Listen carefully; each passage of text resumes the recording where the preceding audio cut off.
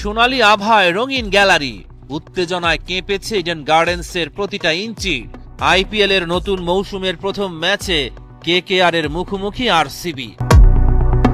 প্রস্তুত উৎসবের মঞ্চ, কিন্তু ডিকক ব্যর্থ।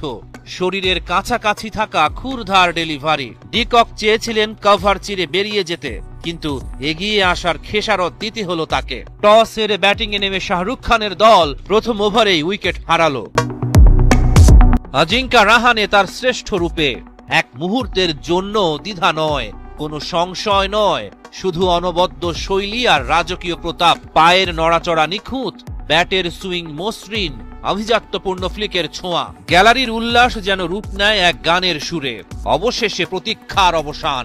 18 ইনিংসের নীরবতা ভেঙে আকাশে ঝলসে উঠল এক নক্ষত্র।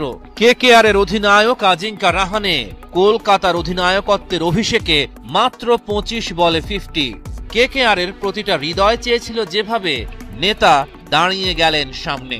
আইপিএল এর 18তম আসরের পর্দা উঠল এক ধামাকার মধ্য দিয়ে, যেখানে ব্যাট কথা বলল, প্রত্যাশা পূরণ হলো। কলকাতা নাইট রাইডার্স স্বপ্ন দেখছিল রান উৎসবের, কিন্তু ক্রিকেটের রঙ্গমঞ্চে নাটকের অভাব নেই। হঠাৎ করেই ম্যাচের ছন্দ বদলে যায়। একের পর এক উইকেট যেন কেকেআর এর স্বপ্নে আঁচড় কেটেছে। নারায়ণ 44, রাহানে 56 আর ভেঙ্কটেশ আইয়ার 6 রান করে ফিরে গেছে। ইনিংসের মাঝ পথে কলকাতার সংগ্রহ ছিল 2 উইকেটে 109, কিন্তু শেষ পর্যন্ত বেঙ্গালুরুকে মাত্র 175 রানের টার্গেট দিল। দলের এমন পারফরম্যান্সে শাহরুখ খান হতাশই হলো। আরসিবি যেন অন্য এক ছন্দে। প্রথম ইনিংসের মাঝ পথ থেকে ম্যাচকে তারা নিজের রঙে রাঙিয়েছে। বল হাতে দাপট, ব্যাট হাতে নির্মম আঘাত। পাশার দান পুরো আরসিবির কবজায়। কোহলি সল্টের তাণ্ডব। পাওয়ার প্লের 6 ওভারেই বোর্ডে 80 রান। 25 বলে সল্টের 50, 56 রান করে বরুণের বলে আউট হয়ে যান তিনি। 30 বলে 50 পূরণ করেন কিং কোহলি।